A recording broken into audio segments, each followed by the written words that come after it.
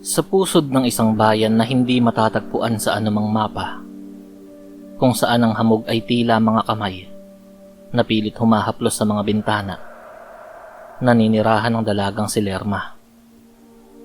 Dahil sa matinding kahirapan at kagustuhang matulungan ng may sakit na ina, napilitan siyang tanggapin ng alok na trabaho sa isang tanyag ngunit misteryosong kainan sa gilid ng madilim na gubat, ang Carinderia de Gloria. Ang may-ari ng kainan ay si Aling Gloria, isang matandang babae na may palaging nakapaskil ng ngiti sa muka. Ngunit ang kanyang mga mata ay nananatiling malamig at walang kislap. Sa unang tingin, ang Carinderia de Gloria ay isang tipikal na kainan. Ngunit may isang bagay na hindi maipaliwanag ni Lerma. Bakit tuwing hating gabi lamang ito dinaragsa ng mga mamimili at parokyano? Ang mga putahing inihahain ay kakaiba. Ang dinuguan ay may kakaibang lansa na nanunuot sa ilong. At ang adobong atay ay tila kumikirot pa sa loob ng kawali.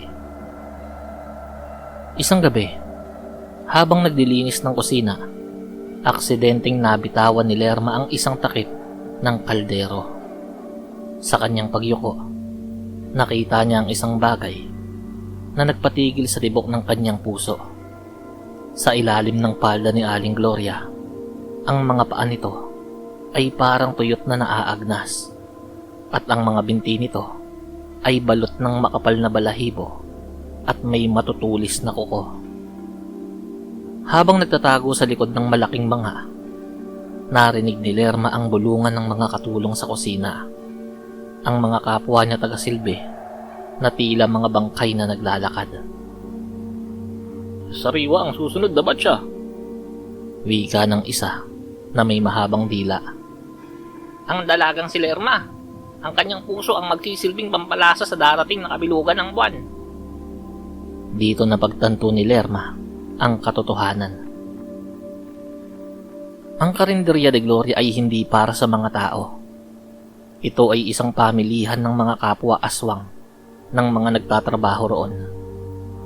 At siya na ang susunod na ihahain sa hapag. Sa takot, kumaripas siya ng takbo palabas ng karinderya. Suot lamang ang kanyang manipis na tsinelas patungo sa madilim at masukal na kagubatan.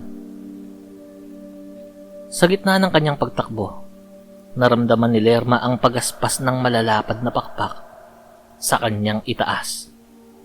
Ang mga manananggal at wakwak ay nagsimula ng lumipad mula sa bubong ng karinderya upang siya ay tugisin. Nang malapit na siyang abutan ng isa sa mga ito na may matatalas na kuko, isang liwanag ang biglang sumiklab mula sa isang kuweba. Isang matandang lalaki na may mahabang balbas at hawak na baston na gawa sa kahoy ng kamagong ang lumabas. Siya si Mang Apollo, ang ermitanyong matagal nang nagmamasid sa kasamaan ng karinderya. "Huwag kang matakot, anak," wika ni Mang Apollo sa boses na tila dumadagundong sa buong gubat. "Dito ka lang sa likuran ko." Sumalakay ang mga aswang. Si Aling Gloria, na ngayoy isa ng ganap na halimaw na may naglalaway na bunganga, ang nanguna sa pag-atake. "Ibigay mo sa amin ng dalaga, matanda. Gutom na ang aking mga alagad," sigaw ni Gloria. Ngunit hindi natinag si Mang Apollo. Itinaas niya ang kanyang kanang kamay at nagsimulang bumigkas ng isang sinaunang orasyon. "Sator, arepo tenet, opera rotas. Sa ngalan ng liwanag na hindi namamatay, ang dilim ay kusang lulubog sa lupa." Sa bawat salitang binibitiwan ni Mang Apollo, isang gintong latigo ng enerhiya ang lumalabas sa kanyang mga daliri. Hinampas niya ang mga lumilipad na aswang at sa bawat tama, ang mga yun ay nagliliyab sa asul na apoy. Ang labanan ay tumagal ng ilang oras.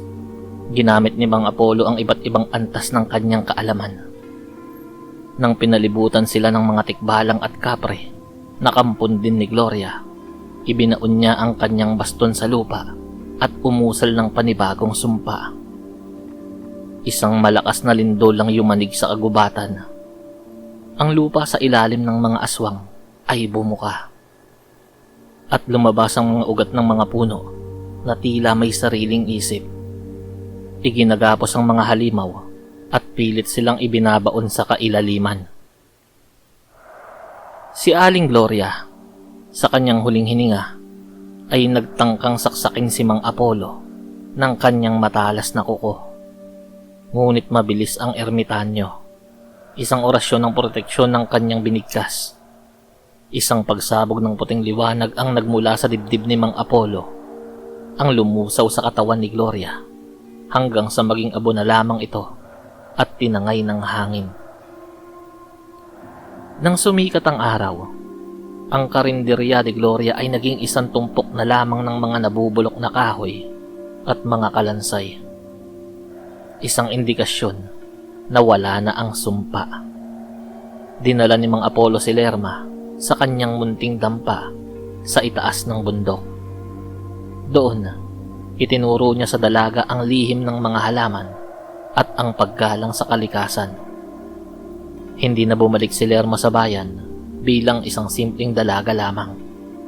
Bumalik siya bilang isang tagapangalaga, bitbit ang ilan sa mga aral at proteksyong ibinigay ng matandang ermitanyo. Nalaman ni Lerma na ang tunay na lakas ay wala sa talim ng kutsilyo, kundi sa pananampalataya at sa mga salitang nagmumula sa isang malinis na puso.